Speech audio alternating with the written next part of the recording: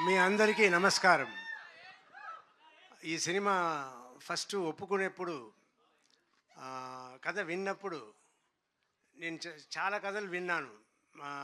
Not హీరోగా మాత్రం కాకుండా ఏదైనా క్యారెక్టర్ రోల్స్ కూడా చెయ్యాలి అని అనుకున్నాను.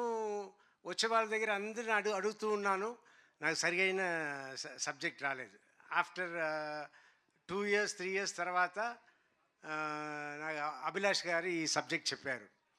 చెప్పగానే నాకు చాలా నచ్చింది. కానీ అయ్యో, మనం సర్వానంద్ గారి సినిమాకి వెళ్ళి చేస్తున్నాము, మన సెకండ్ హీరోనే కదా అన్నట్టు అనుకున్నాను. తర్వాత నేను, నా పిల్లలు, జీవిత అందరూ మాట్లాడుకుని, అవును మీరు చెయ్యాలనుకుంటున్నారు, అలాగే ఉంటుంది, చెయ్యండి అన్నట్టు చెప్పి చేయించారు.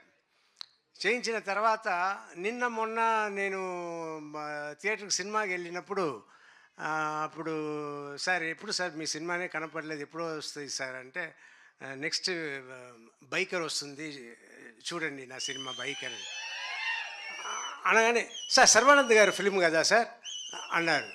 ఏంట్రా మన నా సినిమా అంటున్నా, సర్వానంద్ గారి సినిమా అంటున్నారు. అవునవును సర్వానంద్ గారి సినిమా.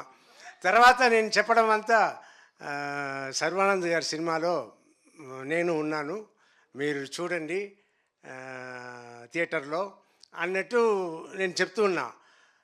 ఈ ఇది కొత్తగా ఉన్నా కూడా ఇప్పుడు దిల్ రాజు గారు, బన్నీ వాసు గారు వీళ్ళందరూ మాట్లాడడం చూస్తే నాకు చాలా సంతోషంగా ఉంది.